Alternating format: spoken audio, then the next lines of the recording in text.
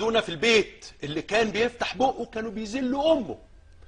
انا امي قالت لي يا عمرو انا نفسي اشوفك على التلفزيون، انا عايز اتكلم عن نفسي، لان انا الفتره اللي فاتت دي مش عارف اتكلم عن نفسي، البلد كانت اهم. قالت لي يا عمرو نفسي اشوفك في التلفزيون. قال لك الواد ده كلب، ازاي يتكلم على وزير اسكان؟ وزير اسكان نضيف، الارض صح والشركه صح والمزاد صح، وبعدين يقول لك ازاي يتكلم على البيه؟ ده البيه ده هو نوار شباب البلد، هو ده اللي هيحكم. يعني ايه يتكلم عليه ويقول محدش يكتب عن الفكر بتاع سيادته 3 صفحات؟ احنا كنا مذلولين يا جماعه، احنا كنا في حاله ذل، لا يمكن هيجي اسوأ من اللي كنا فيه، لا يمكن هيجي ذل ومهانه قد اللي كنا فيها. كان الناس بتتضرب في الاقسام قدام مراتاتهم وامهاتهم بالجزم وبالبراطيش، كانوا بيتخوزقوا، كانوا بيطلعوا دين امهم، كانوا بيعملوا فيهم كل حاجه. احنا كنا في عصر اسود ومهبب. خلونا اتكلم بقى واقول اللي حصل النهارده. انا كنت اتكلم يقول لي اوعوا تشغلوا الواد ده، اوعوا تشغلوا الواد ده يقعد كده زي الكلب. وكنت اقول للناس، اقول لهم والله العظيم 3 ربنا هيحلها. كانوا رجال اعمال اصدقائي يبصوا لي يقولوا لي ده جامد، ده اجمد من ربنا. والله العظيم 3 كانوا بيقولوا اجمد من ربنا. انما ربنا كبير. انت القوي ونحن الضعفاء، انت الغني ونحن الفقراء، يعز من يشاء ويذل من يشاء، وهو على كل شيء قدير. واحد جه قال لي مره، قال لي على فكره يا عمرو روح شوف لك بيزنس كده، افتح محل جزم ولا محل بتاع، انت عمرك ما هتشتغل تاني. عمرو اديب وعماد اديب، عماد اديب ذلوا اهله. الراجل على جاي كان بيقول كلمه حق ابدا. اوعى الراجل ده يبان اصله محترم وبيعرف يتكلم.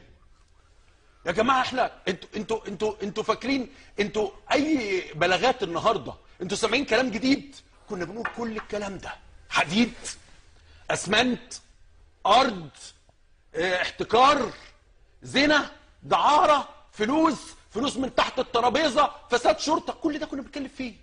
بس ايه؟ نتكلم زي ما انت عايز واحنا هنعمل اللي احنا عايزينه.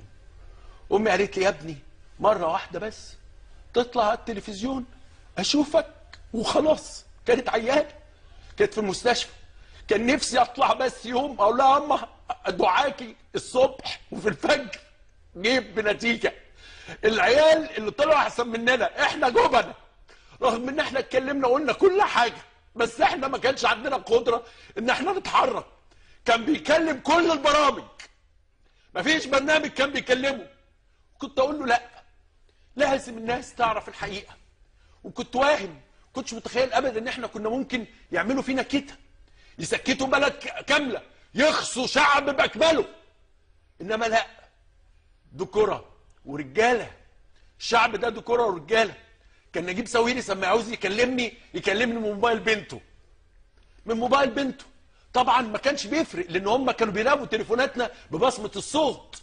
انت قاعد حياتك كلها تتكلم. انا كان ليا اصحابي يا يسري ما كانوش يسلموا عليا، بقوا بيخافوا. لا لا لا لا، ده الكلب اللي اترمى. النهارده يا يسري احنا بنحتفل بايه؟ قول ورايا. احنا بنحتفل بانتهاء الذل.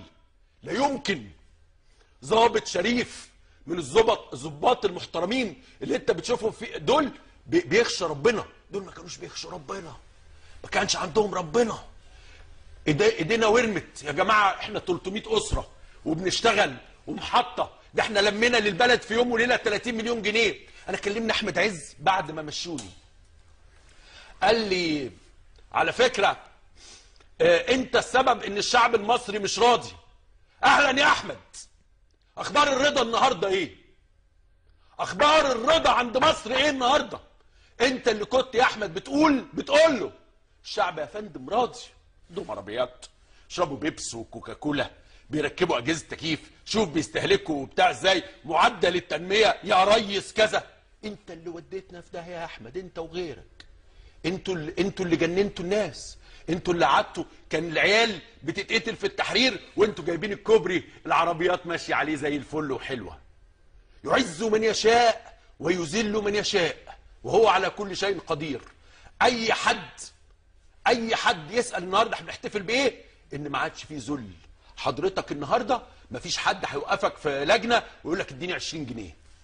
ما حدش النهارده هتخش مرور ولا بتاع يقول لك اديني 50 جنيه. ما حدش لما تبقى جايب 4 سنين جيد جدا وعايز تبقى معيد في الجامعه بتاعتك هتتعين معيد في الجامعه بتاعتك. بلدنا هتبقى حلوه، بلدنا جامده قوي.